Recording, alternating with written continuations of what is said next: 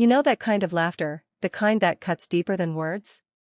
That's what I heard from my own siblings the day I told them about my side hustle. They didn't just laugh, they mocked me. Called me pathetic. Said I'd never make it. But here's the twist. Today, those same siblings punch a time clock in a company I built from scratch. My company. And trust me, the day they signed their contracts was the sweetest revenge I've ever tasted. If you've ever been underestimated, if someone's ever made you feel small, or laughed at your dreams, stick around. Because this isn't just a revenge story. It's proof that patience, persistence, and a little poetic justice can flip the script. Oh, and while you're here, hit that like button, subscribe, and let's dive into the story. I grew up in a house where competition wasn't just encouraged, it was weaponized. My siblings, Anna and Mark, were always the golden children. Straight A's, sports trophies, perfect college plans. Me? I was the creative one. Which in my family was code for failure waiting to happen. When I told them I wanted to start a little side hustle, reselling thrifted furniture I refurbished in my garage, they didn't just roll their eyes. Oh, so you're gonna be the trash man now? Mark smirked. Don't forget to wear gloves, loser. Wouldn't want you to get splinters from your $1 million empire, Anna chimed in. They laughed until their faces turned red. Even my parents joined in, saying I should stop playing and get a real job. But inside, something burned. Their laughter wasn't just noise. It was fuel. At first, I'll admit, my hustle was tiny. A scratched-up dresser flipped for $60 profit. A coffee table someone left on the curb, polished up and sold online. I'd stay up till 3 a.m. sanding wood, inhaling varnish fumes, my hands blistered and raw. Every time exhaustion whispered, "Quit," I heard their laughter. Every time I doubted myself, I saw their smug faces. That humiliation became gasoline. Still, money was tight. There were weeks I couldn't even afford gas to deliver my pieces.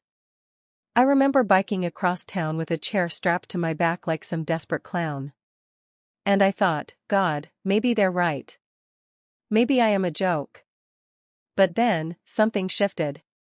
One night, I posted before and after photos of a refurbished dining set on Instagram. It blew up. Strangers were commenting, "How much for this? Do you take custom orders?" I realized, this wasn't just a hustle. This could be a brand. I taught myself marketing.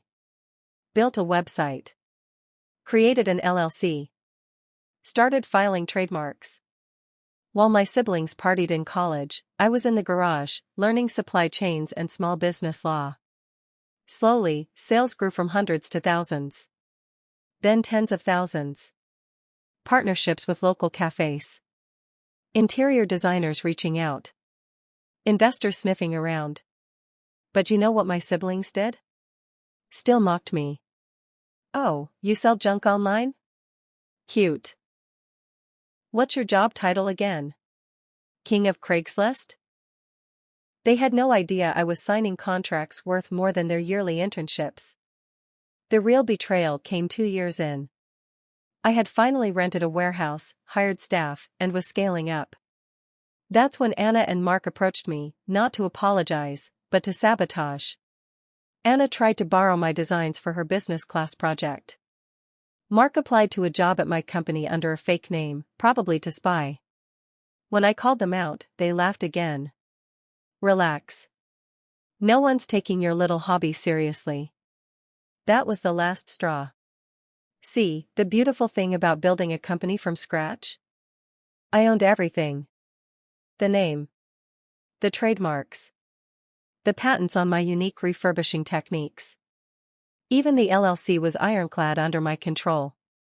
So when Anna graduated with a business degree and couldn't land a job, and when Mark failed his internship miserably, guess who came crawling to me, resumes in hand?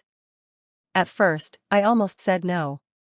But then, I realized the ultimate revenge wasn't rejecting them. It was employing them. I interviewed them like strangers. Sat across a polished oak desk, one of my designs, and let them sweat. Anna fumbled her words.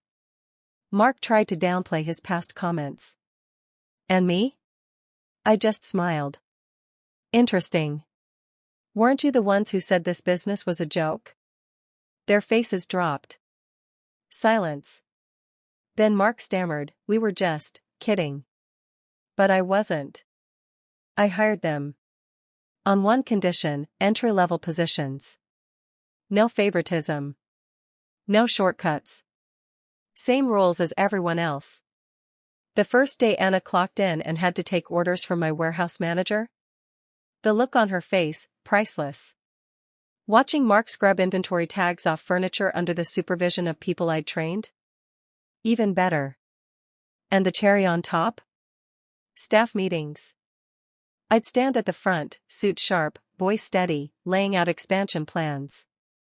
And I'd catch them, my siblings, scribbling notes like obedient interns. The same people who once called me a failure, now worked for me. One day, during a quarterly review, I looked Mark straight in the eye and said, "You know what's funny? You once called me the trash man. But today, you take out my trash." The room went silent. Then my employees laughed, not at me this time, but with me. At them. That was the moment I knew, justice was served. Looking back, I realize the sweetest revenge isn't anger. It's success. It's standing tall while the people who doubted you shrink in your shadow. Betrayal hurts, but nothing heals faster than proving them wrong, on your terms. So tell me, what would you have done in my shoes? Would you have hired them, or slammed the door in their faces? Drop your answer in the comments. And if this story gave you chills, smash that like button, subscribe, and stick around, because we've got more stories of betrayal, justice, and sweet, sweet revenge coming your way.